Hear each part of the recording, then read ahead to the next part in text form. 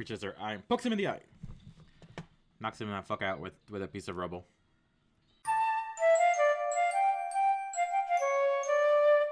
Hey, welcome back to another episode of Watching Star Trek with me. My name is Victor, and today we're going to be watching episode 2 of season 1 of Star Trek Discovery.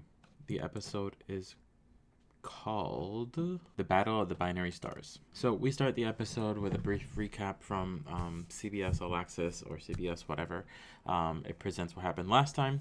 Quick recap, we were presented Captain Georgiou, Michael Burnham, the first officer, and the crew of the ship Shenzhou. We were also presented to the Klingons and the general situation, which is basically the Klingons have been rallying their people against the Federation. They activated the torch, and it's the torch is basically a spaceship that sends out light and signal to all Klingons to converge under its light, and basically go against the Federation. This is essentially, they're using the Federation to unify the entire Klingon Empire against the Federation. So that's where we left off. We left off with Klingons answering that call, a bunch of ships showing up. You have the Federation, which is one ship at this moment, versus a lot of Klingon ships. I don't remember how many there were, maybe 12, 13. So at this point, it looks like the Federation is wildly outmatched. So the episode 2 starts, and instead of going in directly into the battle, we're going into, oh, you want to see what happens here? No, we're going into a flashback. We're going to show you how Michael Burnham was introduced to Captain Georgiou. So this is what we're doing now. Michael is introduced to Georgiou by Sarek. From the very beginning, we can see that Michael is not exactly the nicest person. She's very Vulcan, but rudely so. Georgiou is saying hello, extending her hand, and Michael's like, oh, no, I'm not shaking your hand. Respect is earned. Friendliness is earned. So it's very yikes on her part. And congratulations on your recent commencement. Respect is earned, as is friendliness. Michael is kind of sassy and bitchy about here. Even Sarek is like, you're being unnecessarily sassy and bitchy. Behave. At this point, we see that Michael didn't want to be in a Federation ship. She wanted to be on a Vulcan expedition. So she's definitely not happy about being in the Shenzhou. It was always my intention to join the Vulcan Expeditionary Group.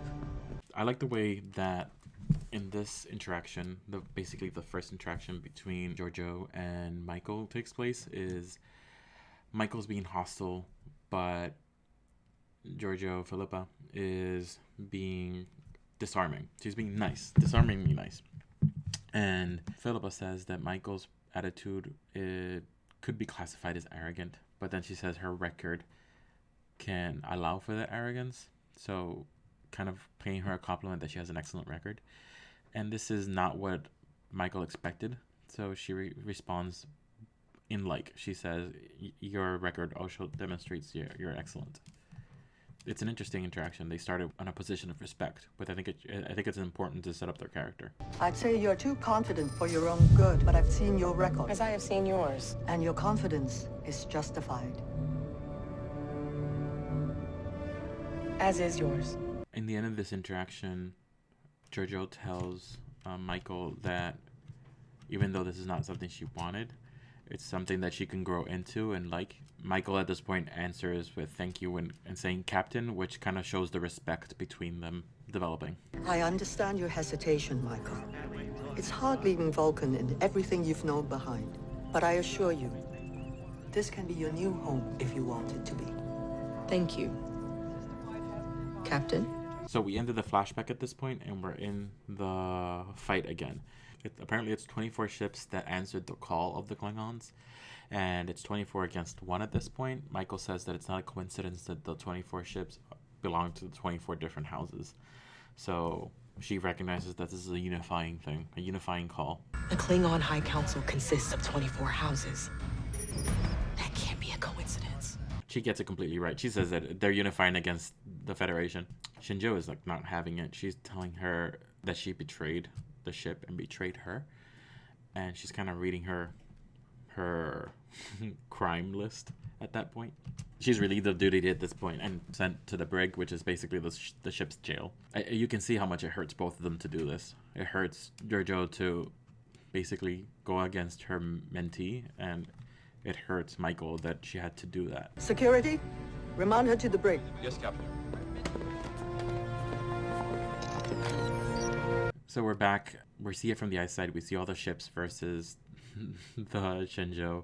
Holy crap, the Shenzhou is a tiny, tiny ship against a lot of Klingon ships. So they wouldn't last at all in a fight. So we're in the ship where the Klingons, the council is there, and we see that the council is talking to Takuvma, the leader who brought in all the different clans or houses to this fight. The Klingon High Council has always been, in every season, in every series, has been shown as being like arrogant and being like politicians. Essentially, they're basically politicians. So they're annoyed that he's wasting their time and he's wasting their attention on other things. But Takuvma is saying that you're talking about my ship, my time, whatever, and not talking about their duty to the Klingon Empire. You know, trying to get them on his side. The council says that he's wasting their time and that Takuvma is nothing because he doesn't belong to the council and he's not a great leader. And Takuvma answers, I'm not a great leader, but I'm the one that's unifying everybody. So how about that? How about that, bitch? And then we get a flashback to Takuvma as a child. Takuvma talks about fate and how he was brought to the ship that he's currently in. It used to belong to his father, then he died. His father died, and it was abandoned, and then Takuvma found it, and he thought, it basically said it was a message for him to restore the honor of his house and reunite the Klingon people. So this is very Klingon, you know, of fate and being told by Kalis to do things, and, you know, very spiritual, and thinking that everything has some kind of spiritual goal or movement behind it. Kalis left us, all of us, a powerful legacy.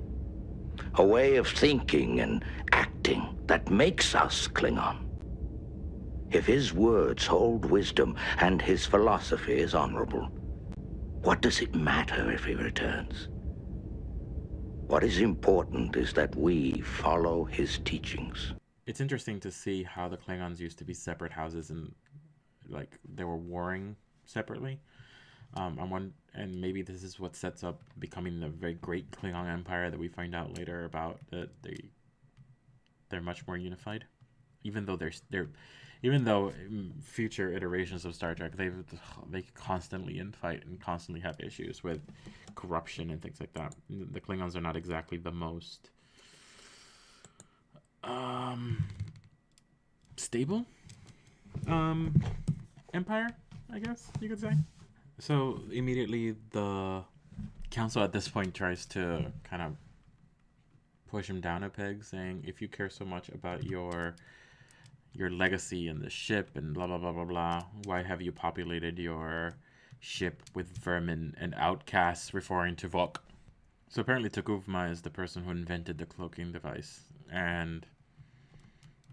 or either figured out a way how to get it. I don't know. But yeah, it looks like this is the first time we see a cloaking device, which you talked about before, but this is the first time even the Klingons see a cloaking device. It's interesting that the Klingons are kind of presented as a purifying force, so they don't want to mix with other races. Very Nazi in their origins. Not great. Like, not great for their honor and stuff. They care more about the sustainability of their own race. I don't know. I'm not a huge fan of that, but I can't say it's out of character for them. Takuvma takes the opportunity that they all are there to kind of fight back to what they're saying. They're saying it's just one ship. It's just this one puny starship. What threat do they have with us? And then at that exact moment, he says, "No, the threat is this." And then all the other Federation ships start showing up, and it's like, oh crap. So he kind of proved his point right there with the threat that the Federation holds for the Klingon Empire. It's perfect timing, Federation. Perfect timing. We go back to the Shenzhou and we see that the Klingons are no longer blocking communication, so they open a channel and try to contact them. Philippa gives a really good speech at this point, saying like I like the whole speak quietly and carry a big stick. She says, "Hey, you're in our territory. You have two options: get the hell out or talk to us." And then she says, "We come in peace," which is the rallying cry against the Federation from the Klingons. So it kind of proves his point yet again. But I really like the JoJo's speech at this point. I think she did a good job there. Takufma says that they don't come in peace, that they're there to destroy their individuality, their independence, and they should rise up together against the Federation to prevent them from taking over. This seems what exactly the Klingons wanted to hear, so they immediately start attacking. The battle looks pretty cool. The fighting looks pretty cool. I still don't understand why each of the consoles have a blowing up system in it.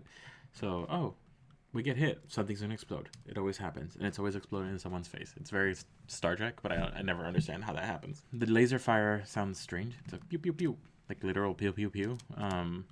But I like it. They were caught off guard. They didn't have their shields up, so that's why they sustained so much damage at the first shot. Now that their shields are up, the shields are holding, but they weren't prepared for this, and they're getting their ass kind of kicked. The phasers here look different. Instead of being like a sustained laser beam like they are in the Next Generation. And I think the original series also had like sustained phasers, so it was like a beam that stuck. It wasn't pew pew pew, it was more like zzz. If that makes sense. This one's a little bit different. So we're moving to inside the ship. We see that Michael is in the brig, in a shield. She can feel what's happening. Michael asks how bad the damage is. The light's turning off at that moment, and the computer's like, I'm not answering you. You're a traitor. Shut up. Computer, how badly have we been hit? You have been confined to the brig. Query denied. Connor, which I don't know if he's the con officer or not. I'm not sure what he does. I think he's a pilot. I'm not 100% sure. But he got hurt in the bridge, and he went down to the brig instead of going to the infirmary. It looks like he's lost and confused because he got hurt, and he says that Burnham should be on the bridge for this and not in the brig. Connor's confused as to why they're fighting. They're Starfleet. They're supposed to be explorers, not soldiers. But you know, Starfleet is also a military. It's a military branch, so I don't get his like. You trained for this, dude.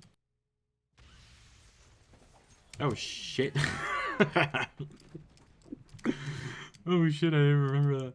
So Jesus, Burnham tells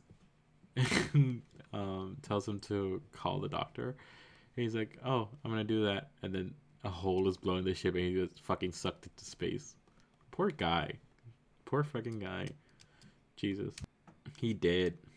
We get a flashback here when she's unconscious, when Connor gets sucked out into space and she's unconscious. We get a flashback to her as a kid. So it looks like when she was a kid and she got hurt in that attack, apparently.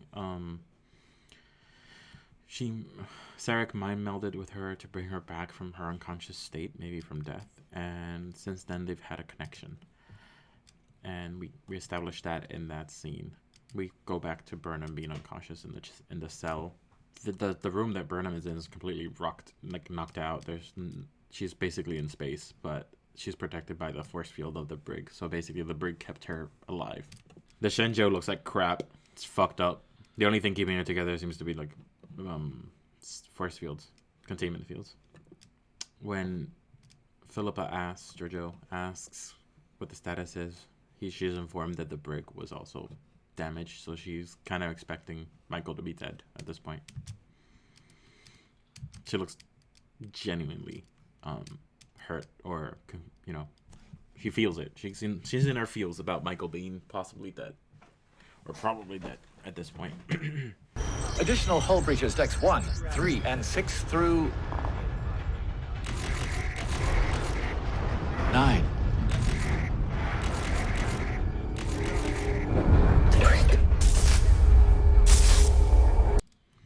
We're going back to the brig, and we see that Michael's just sitting there waiting for her death because the computer is saying that in X amount of time, the brig will lose containment, will lose power, and the shields will come down, which essentially means that Michael will die when that happens, when she's exposed to space.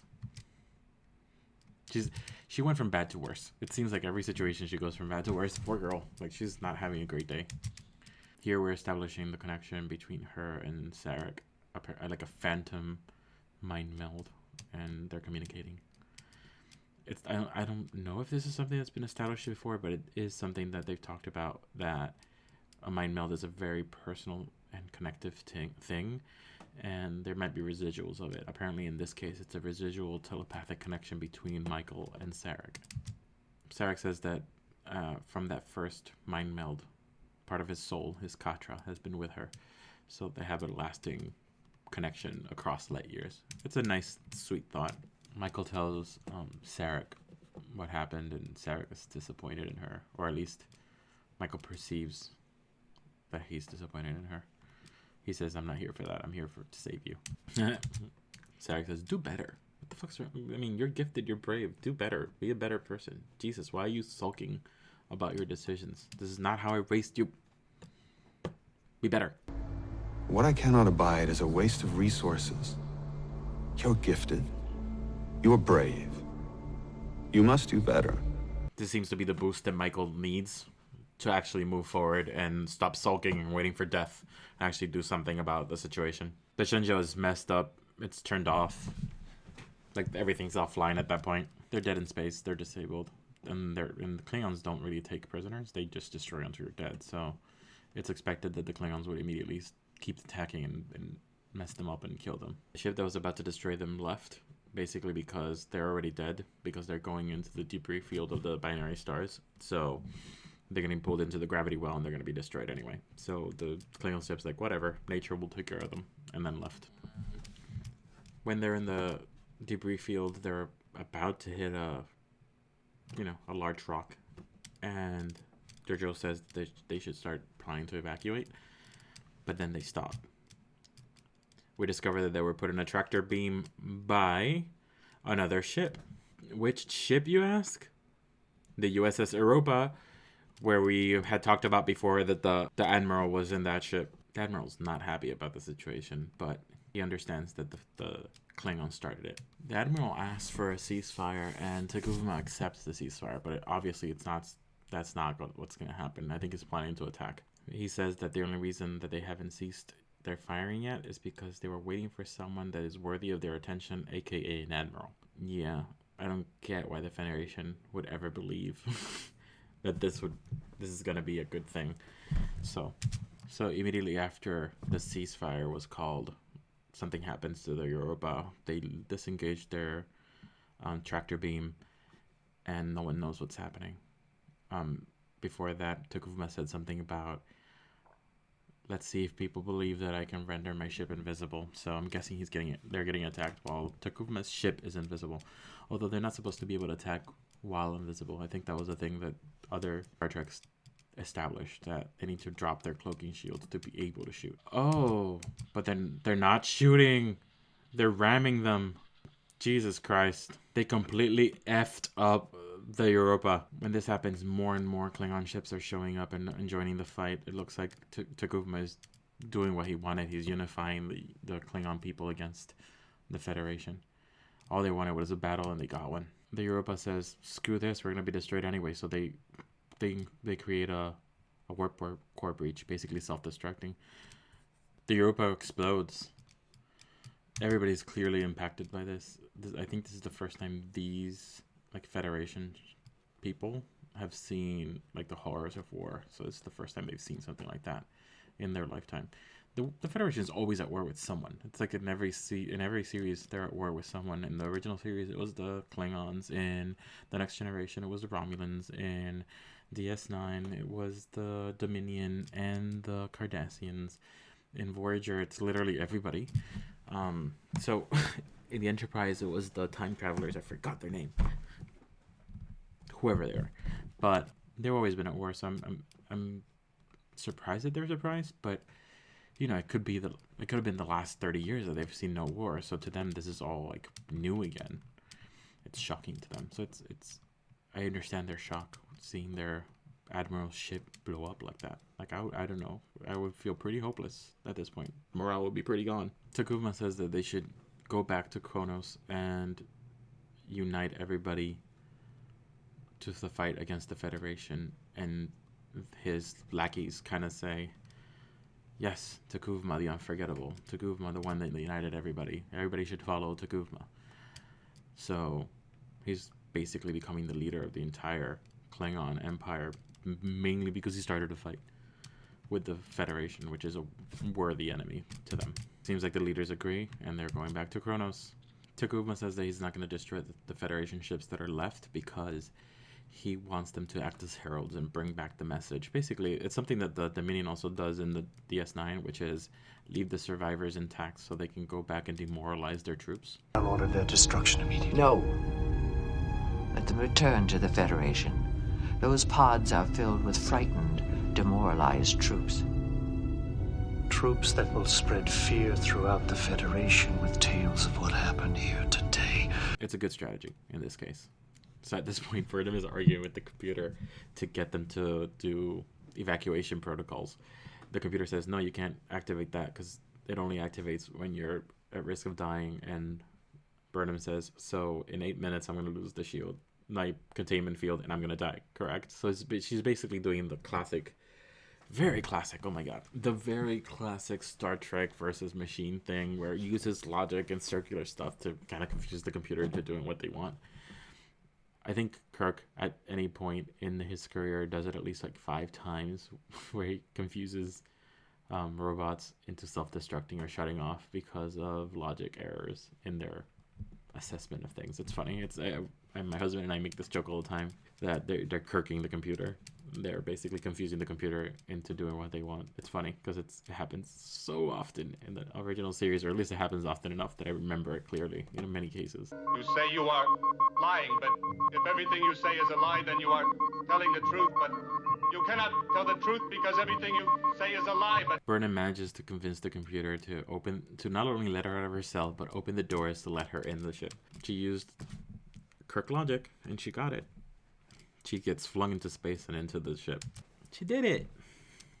So Giorgio and Saru are discussing the current situation, and they're saying they have no recourse. They can't attack, they can't do anything, and they're kind of at the mercy of the Klingons. But they're trying to come up with a way to fight back. The Klingons say that they pose no threat. They say that they've won. Saru comes up with a good plan, which is basically, he comes up with a plan of attack. Photon torpedoes. Now, we can't fire them, but we can load the warheads onto a transport, one small enough. Smart plan.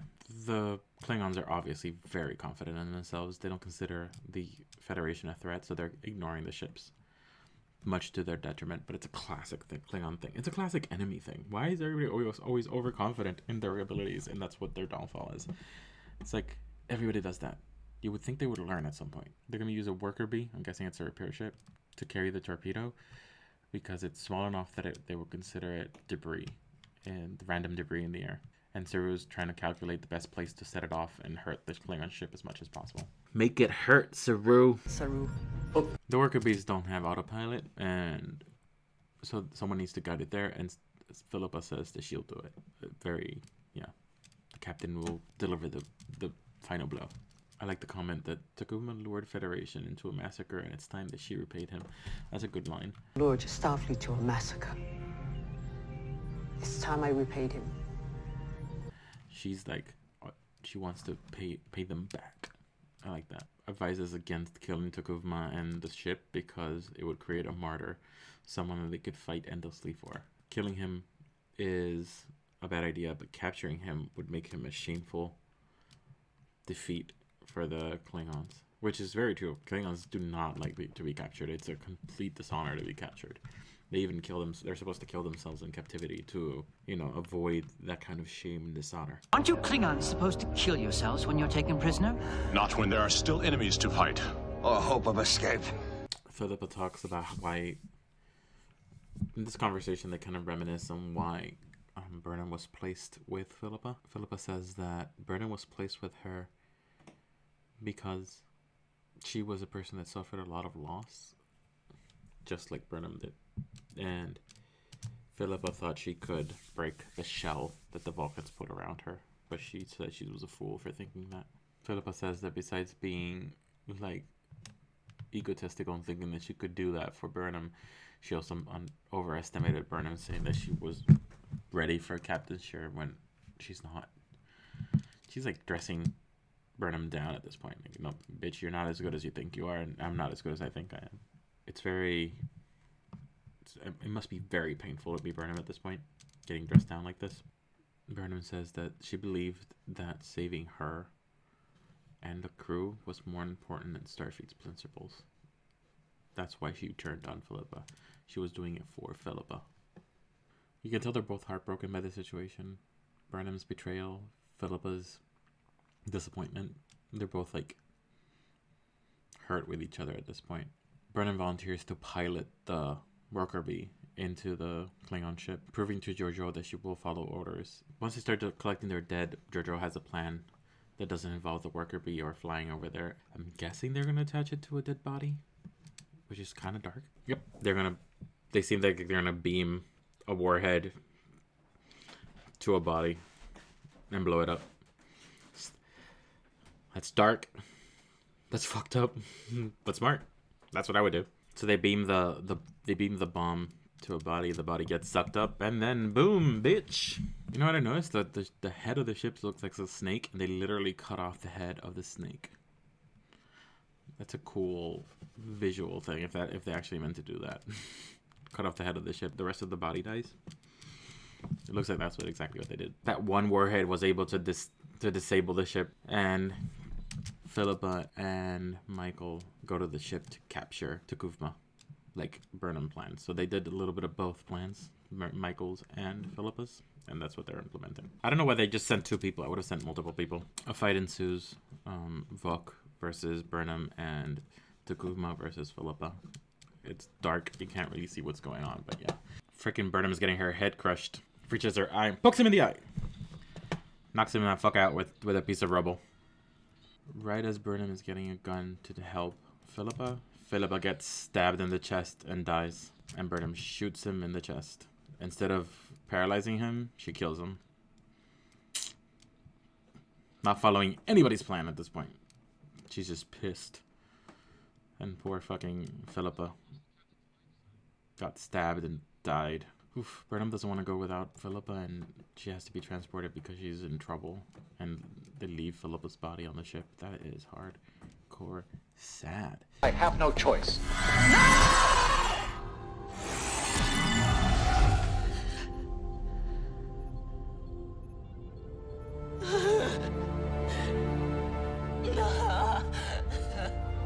Why didn't they... Do they not have... Oh, they don't have comm badges, right? They don't have comm badges, so they can't lock in on that yet. Poor Philippa. This sucks. This is a terrible day for Philippa and for Burnham. Burnham gets beamed back, immediately starts crying. I would cry. I'll cry like a fucking baby. Takuvma has his final moments. I really don't care. He's an idiot. I don't like him. The Shinjo releases escape pods with everybody in it. And then we see Burnham's trial. Burnham pleads guilty. I don't know why the Federation is clouded in darkness at this point. Shrouded in darkness. It's very ominous. Ominous. Because of her, mutiny. Yeah, I mean, because of her mutiny, she's sentenced to life in prison and loses her rank. She's sentenced to life in prison and loses her rank. Again, a very bad day for Burnham. Jesus. And that's it. That's the end of the episode. Philippa's dead. Takuvma's dead. The Klingons are united. Not as with Takuvma anymore, so who's going to be their new leader? Stay tuned. And Burnham is in jail. Great. It's the start of the season. Personally, I like this episode. It was very action-packed. It was very fast-paced. This episode felt a lot faster than the other episode. It felt more event, rather than building up. I liked it overall. Good episode. Thank you for watching Discovery Season 1, Episode 2 with me, The Battle of the Binary Stars. I hope you enjoyed the review. I thought it was great. I hope that you continue with me on this journey to watch all the rest of the episodes of Star Trek Discovery. Like, subscribe, all that fun stuff. You don't have to, but it helps me. And I'll see you guys next time. Bye.